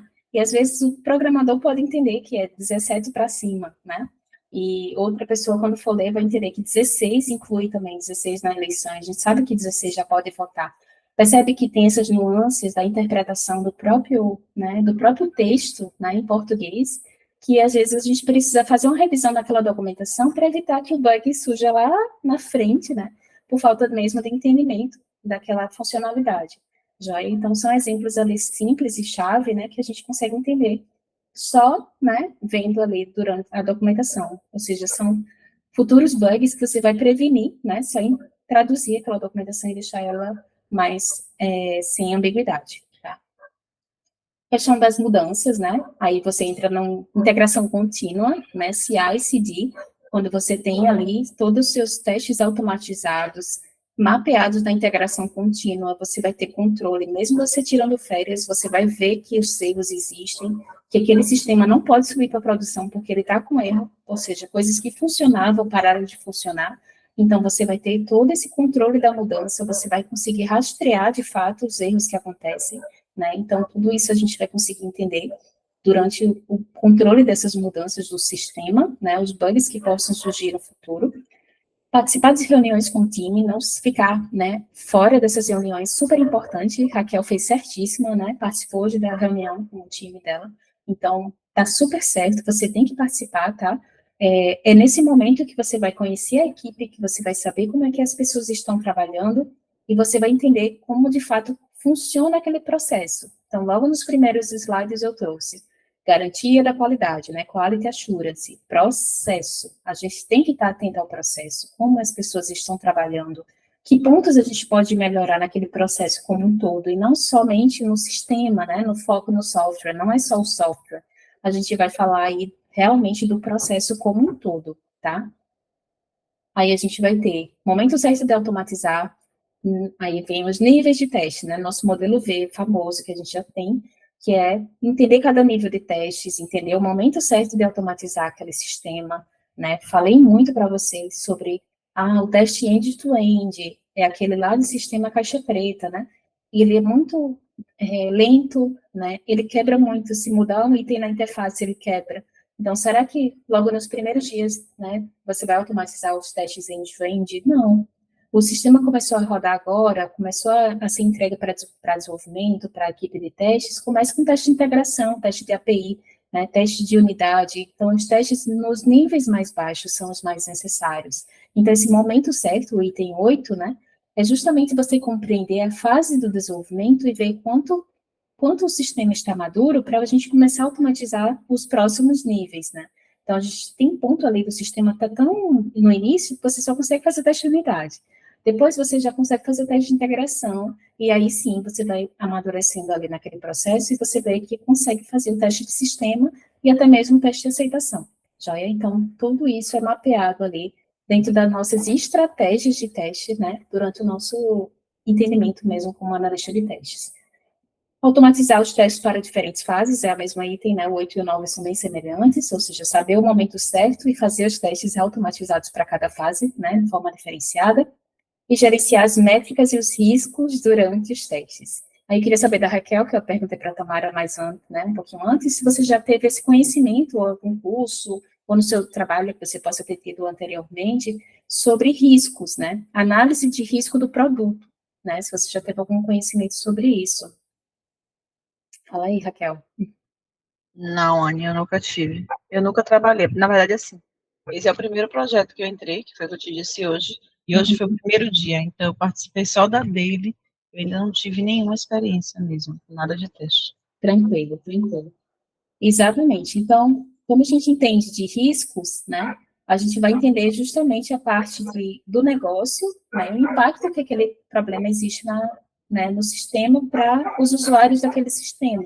Né? Então, os riscos, quando a gente começa a entender, a gente consegue criar métricas, né, quantidade de bugs que acontece em produção, por exemplo, né, que não deveriam estar acontecendo, o quanto de tempo aquele sistema ficou parado por conta de algum problema na infraestrutura, né, o sistema caiu, e não existia nenhuma forma de melhoria daquele sistema, assim, como é que eles chamam? Eles chamam de performance imediata, né? Que quando você tem uma falha em sistema e você traz uma solução imediata para aquele problema, né? Quando você consegue minimizar aquele risco, né? Você tem um problema, acontece, mas rapidamente ele volta a funcionar, porque você já preveniu, né, o sistema para aqueles erros que possam acontecer.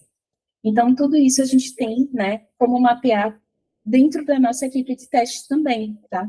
Trazer essa visão para os desenvolvedores é muito importante, porque às vezes eles estão com foco só no software e não estão preocupados realmente com o que pode acontecer com o sistema depois, né, que eles vão para a produção, né, quando de fato estão sendo usados pelos usuários.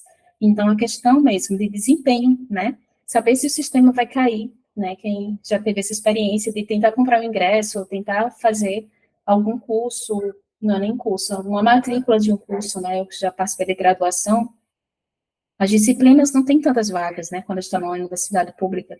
E aí você tem aquela noite ali para fazer matrícula e tem mais de 1.000 pessoas ao mesmo tempo tentando se matricular, ao mesmo tempo o sistema cai, né? Então, a questão de métricas mesmo, de saber se o sistema aguenta, né, em determinados cenários ali de testes, então trazer toda essa visão dos riscos para o negócio, né, é um ponto super diferencial aí para quem está atuando mesmo na área de testes, porque a maioria das pessoas vão estar preocupadas em encontrar bugs, concordam, né? O pessoal está sendo formado, né, trabalha com testes com o objetivo de encontrar bugs. E a área de testes é muito mais ampla do que só encontrar bugs. Na verdade, todo o processo que a gente cria, né, tanto de mapear a automação, criar integração contínua, mapear métricas e riscos, tudo isso faz parte de uma estratégia de testes quando você tem um diferencial na sua carreira, você não trabalha de forma aleatória. Estava até falando para a Tamara que a gente tem, às vezes, o conhecimento, né, tudo fragmentado. Ah, eu preciso de um teste manual, eu sei fazer. Ah, eu preciso de teste de integração, sei fazer.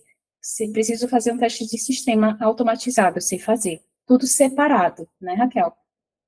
Mas quando você precisa estar num time novo e você tem que ter o conhecimento de, tá, eu tenho esse conhecimento todo, mas nessa equipe agora, o que é que eu vou usar, de fato, né? O que é que eles precisam? Que etapa de desenvolvimento ele está? Que fase de desenvolvimento está? Esse produto que eles estão construindo tem algum risco para o negócio, né? Percebeu agora a linha, né? Passando ali por todo esse conhecimento, né? Ah, eu vou precisar fazer teste de caixa preta, caixa branca. Será que eu preciso de teste não funcional? Que tipos de testes eu vou usar? Será que eu preciso de teste de segurança, teste de carga? Tá percebendo que tem uma diferença aí quando a gente, na nossa mente, começa a mapear todas as técnicas e estratégias de teste que a gente tem, né, justamente com esse objetivo, tá? Então, é nesse sentido que a gente tem, quando a gente conhece muito da área, a gente se destaca sem querer, né? Porque na nossa mente já vai começar a aparecer ali aqueles gatilhos que vão nos orientar e dizer, ah, agora eu preciso automatizar essa papa e tudo mais. Já ficou claro para vocês esses pontos aqui? Só para poder a gente passar para o próximo slide. Joia, então ótimo, obrigada aí pelo feedback. Então, só passando aqui, ó, aí é o que eu tenho falado para vocês, né? Não sei se a Tamara estava na última aula, mas a gente tinha comentado justamente de ter uma continuidade desse curso, né? Que a gente já vem fazendo, porque eu estou com esse horário disponível, uma vez por semana, não tem uma data, um dia da semana, né? Ainda pré-definido, isso pode ser acordado. A princípio, eu vou fazer 3 lives, né? Com esse objetivo de trazer mesmo esse conhecimento da minha experiência, né? Vivenciada, joia? Então, a gente vai ter essas 3 lives, e a minha proposta hoje é justamente trazer um curso com aulas ao vivo, para a gente ter essa interação, para a gente ter essa troca, né, dentro do nosso contexto. As aulas vão ficar gravadas, mesmo que a pessoa não consiga participar, já vai ter esse momento para reassistir essa aula gravada, né, acesso por um ano, por todo o material, posso estender por mais tempo, se for necessário, mas a princípio seria um ano. Por que um ano? Porque, como eu quero ter essa proximidade com os alunos, né, eu queria ter, justamente, trazer esse conhecimento para eu saber se vocês estão evoluindo, tá? Porque às vezes a gente faz um curso que o instrutor, o mentor, né, ele não sabe se o aluno está evoluindo, se de fato ele está crescendo ali, né? Então a minha proposta é ter essas 2 horas, como a gente está tendo agora, né? 2 horas por semana, ao vivo, no caso, seria uma aula ao vivo com essa interação. O aluno teria opcionalmente essas aulas ao vivo, que vão acontecer, né, entre julho e outubro, tá? Atividades práticas, tanto no ao vivo, quanto também atividades que vão ficar, né, na plataforma para serem acessadas. Aí aqui eu tenho os módulos, né, esse primeiro curso, que é o Simplificando o Teste, ele vem com essas 3 primeiras lives, que eu já mapeei para vocês, que é a de hoje, né, já começa hoje, aqui o que eu preciso saber para me destacar, como me preparar para as entrevistas e vagas de analista de teste. Participei de muita entrevista, então eu tenho um pouquinho de conhecimento para trocar. Se vocês tiverem também feedback para mim também, vai ser bem legal, né, a gente ter essa troca. Então seria na próxima segunda-feira, essa live aqui, se vocês puderem participar. Metodologias de estudo em cursos online, também super importante. Como eu falei, né, eu tive que aprender, às vezes, ferramentas muito para ontem, né, como se diz, né, para serem usadas na prática de fato, sabe, assim, eu tive que ter uma estratégia de estudo, né, para esses cursos online. Então, também montei aqui para o dia 29 de julho, que seria numa segunda-feira também, pulando, né, na próxima segunda e pula, que eu vou estar viajando, que eu não vou conseguir, e aí na seguinte, já está mapeado também essa metodologia dos cursos online, trazer essa minha experiência mesmo de como eu montei, né, os meus cursos, como eu estudei, como eu fiz, para poder, né, realmente utilizá-los na prática, porque uma coisa é você ter um monte de conhecimento na cabeça e você não saber quando usar e como usar, tá? Então, é muito disso que eu vejo. E quando você tem uma estratégia de estudo, você, de fato, consegue usar aquilo no dia seguinte, né, como aconteceu comigo. Eu tive que usar no dia seguinte, muitas vezes, porque era necessário, tá? Então, fazer um curso você consegue usar, de fato, na prática. Raquel tem essa vantagem, né, Raquel, que você já vai começar a atuar agora junto, né, com esse momento. Então, tudo que aprender já vai começar a botar na prática também, tá? Então, a gente tem aqui, ó, aí fundamentos, né? Falei, nossa, eu vou precisar fazer uma certificação, eu vou precisar da parte teórica. Preciso entender a parte teórica. E ela é a base de tudo, né? Ela é a base do nosso conhecimento. Quando a gente sabe sobre os fundamentos, né?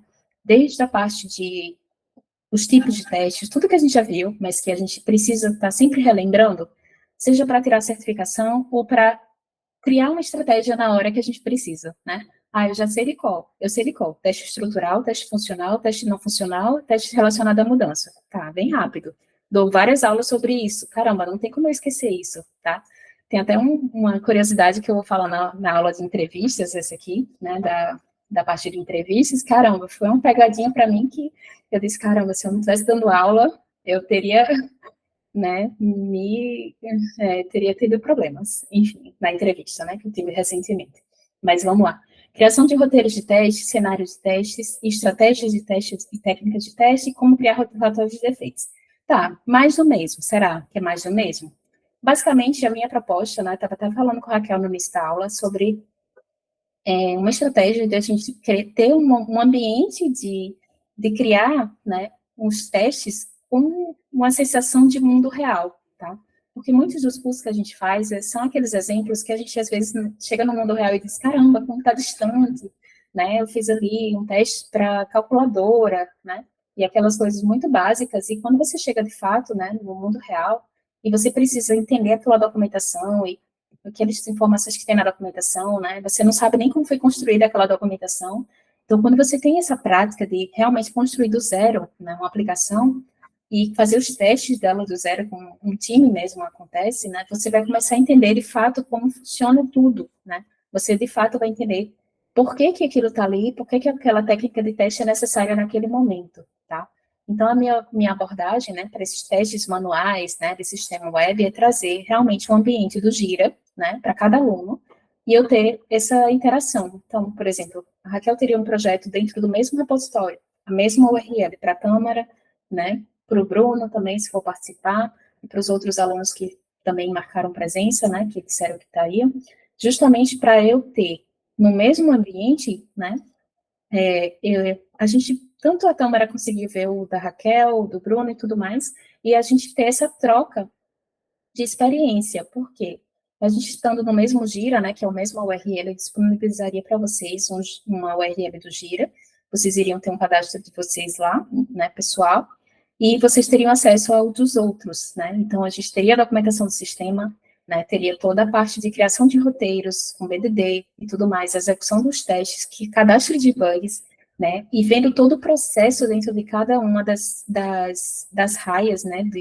pronto, em desenvolvimento, em testes, né, bug não passou, aí volta, né, para, enfim, todo aquele ciclo de vida do desenvolvimento, a gente ter esse contato juntos, né, dessa simulação, pronto, é como se fosse aulas com simulação do mundo real, né, com relação a essa etapa mesmo de testes manuais, tá? Ficou claro para vocês? Não sei se eu falei.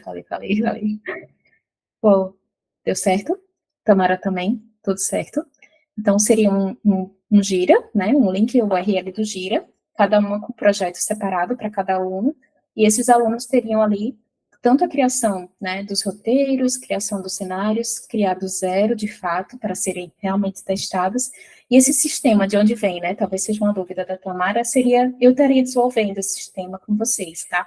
Então, a gente começa com o levantamento de requisitos, né, juntos, dentro das aulas ao vivo, a gente estaria com esse momento de criar, né, os requisitos do zero, porque uma coisa é você chegar com a documentação pronta e dizer assim, tá, e como é que isso aconteceu, né, de onde surgiram essas ideias? E essas regras de negócio surgiram de onde? Qual foi a necessidade de criar essa regra de negócio? Então, quando você entende, de fato, obrigada, Tamara, pelo feedback, quando você entende, de fato, como é que aquelas coisas chegam ali naquela documentação, você vai chegar num projeto, de fato, do mundo real, a pessoal vai estar fazendo aquela documentação, entregando para vocês, vocês vão dizer, peraí, está faltando uma regra de negócio aqui, eu não consigo criar cenários de testes, né, mais completos aqui, porque não tem regra de negócio, tá? Então, vocês vão entender a importância, de fato, de cada um daqueles itens, né, que estão ali naquela documentação, que eles são realmente fundamentais para os seus roteiros de teste e que são fundamentais para você achar bugs, né, para você encontrar erros de fato no sistema, e aí você vai saber, eu criei um relatório de defeitos, tá bom, eu criei um bug lá, mas será que eu vou conseguir reproduzir esse bug, né, de vocês? Será que de fato eu vou conseguir, na minha máquina, achar o mesmo erro que vocês encontraram? Será que a descritiva de vocês vai estar suficiente? Então, ter esse feedback é a troca mais valiosa que vocês vão poder ter, né? Porque, às vezes, o feedback que a gente recebe na empresa que vocês trabalharem, vocês vão ter o quê? O bug para sempre lá, aberto, e ninguém pega, né? O pessoal abre, não reproduz, não fala nada, e deixa lá.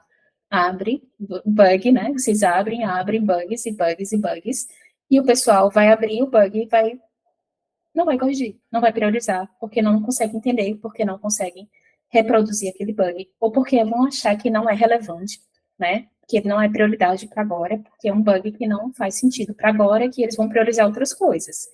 É isso que acontece. Lembra que eu falei no início da minha carreira, tinha 200, 300 bugs lá abertos, né?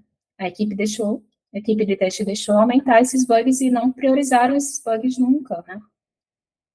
Então, essa experiência, né, seria o curso Simplificando Testes, né, ele teria essa proposta, turma pequena, não divulguei o curso na ampla rede, né, justamente porque eu não tenho como ter controle, né, de muitos alunos, tá, então são alunos exclusivos, né, de fato eles têm que ter conhecimento do meu conteúdo, eles têm que ter tido algum contato comigo de alguma forma, né, antes, então as pessoas que foram convidadas, elas de fato viram a minha didática, viram como eu trabalho, se interessaram pelo meu produto, pela minha forma de ensinar, estão, de fato, né, buscando ter continuidade com essas aulas, tá?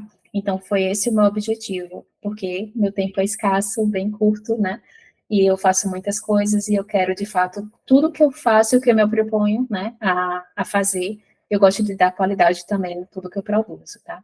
Então, para mim é super importante ter tanto esse compromisso com vocês, né, e ter a confiança que vocês têm compromisso comigo, porque o nosso tempo, não só o meu, de vocês também, é super valioso, muito valioso, né? E a gente tem, cada um, né, dentro de si tem um objetivo por trás, né? Cada um é único e tem os objetivos de forma única também, e é super relevante para a pessoa. Eu vou ter minha motivação, vocês vão ter vocês para ter essa troca, né?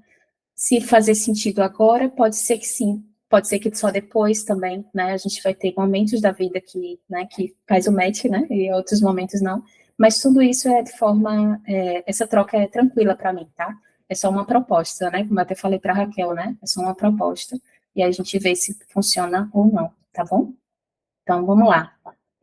Processo de desenvolvimento é o próximo módulo, seria o módulo 3, né, que aí vem, de fato, né, ou seja, processos ágeis, né, entender.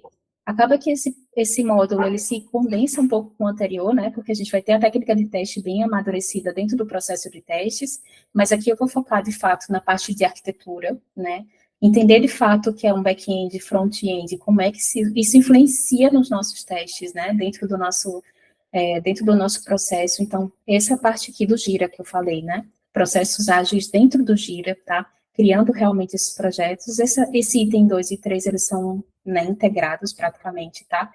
E aqui a gente tem a parte de métricas, né? Gestão de risco, né? E métricas de teste de software, que vai trazer justamente aquele destaque que eu falei, né? Você trazer isso para o seu projeto, caramba, é um super diferencial, né? Só pessoas que realmente estão muito evoluídas na carreira é que tem esse conhecimento, e nem todas têm, né? Vocês podem também perceber isso, tá? Nem todo mundo traz isso para o seu dia a dia, né? Então, isso também trazer para vocês um plano estratégico prático, porque às vezes a gente pega, por exemplo, livros e teoria e tudo mais, e você vai ler, eu sei o que é análise de risco, eu sei o que é impacto, eu sei como é que cria a probabilidade do risco acontecer e tudo mais, tá, mas e na prática, tá, e daí? Eu vou chegar no projeto e vou dizer, meu Deus, para onde é que eu vou, né? Então, todas essas aulas que eu preparo para vocês, elas têm a minha experiência prática, de fato, eu usei isso na prática, eu usei isso no meu mundo real, e eu tenho exemplos, de fato, né, com coisas que realmente eu criei e que eu precisei trazer para a equipe, que eu vi que as pessoas ficaram, caramba, que bom que você tem isso, né, salvou o nosso dia e tal, tudo mais, tá? Então, é nesse sentido que eu quero trazer, e tudo isso seria prático também, tá? Não só a parte teórica, tem muita teoria, isso aqui da parte de métricas, para vocês entenderem de fato o conceito, a necessidade de cada coisa, mas a gente tem vários exemplos práticos que eu posso trazer para vocês também. Então, essa é a proposta do curso. E aí, como eu falei, né, só botando aqui no print, que dá para vocês fazerem print de tela, uma coisa é falar e outra é ver, né, ler escrito. Cada aluno com projeto individual no Gira compartilhado, né, que vocês têm acesso do outro, um quadro do Kanban para cada um aluno, uma simulação como se fosse um time de desenvolvimento real. O curso vai permitir você criar habilidade de comunicação, né, porque a gente vai estar se comunicando tanto de forma textual, como também oral, como a gente está fazendo aqui. Vocês participando do curso já estão tendo essa comunicação, né, vocês poderem falar. Atividades práticas simulando o mundo real, tá? Então, seria esse diferencial. E aí, tem um conteúdo para um monte de tempo aí, mas tudo sob demanda, né, como eu falei. E essa seria as 11 semanas, ou seja, uma vez por semana, né, daria até outubro, mais ou menos, até 1º de outubro, o meu mapeamento. E aqui teria os outros cursos. O legal desses módulos é que a gente consegue trocar as ordens também, tá? Imagina que vocês precisam desse F aqui, ó. Esse F, tá vendo que esse tem a setinha? Ele tem continuidade, né? A gente precisa amadurecer desde o início para chegar nesse aqui, tá? Mas esses aqui de baixo, eles podem acontecer em paralelo, joia? Paralelo não, assim, eles podem intercalar. A gente consegue fazer o teste funcional de segurança e carga essas 4 semanas antes do B. Perceberam que tem essa diferença aqui, ó? Não tem setinha, não tem pré-condição, tá? Eu quero banco de dados SQL para joia, né? Para logo, aliás, sabe? Então, a gente consegue fazer umas trocas aqui também, dependendo da demanda mesmo, do interesse da turma. Vocês preencheram, né, o formulário e cada um de vocês colocaram os interesses, né, de fato, o que é que vocês querem, né? Então, a gente conseguiria trazer justamente o que as pessoas mais se interessaram, né, para logo, né? Por exemplo, o G, o H e etc, tá? Pronto, perfeito, que bom. Então, é isso, né, para nossas aulas ao vivo. E, de toda forma, as aulas ficam gravadas, tá, Raquel? No caso de você não conseguir participar, a gente vai ter sim. E como eu falei, a nossa troca vai ser também no Gira, né? A gente vai ter esse feedback, você fez a boa atividade, você vai ter o seu feedback dentro do próprio Gira. Então, você vai ter essa interação também na plataforma, tá? Então, essa é a minha proposta. Espero que vocês tenham gostado. E estou disposta aí a ter esse momento com vocês. Tá joia?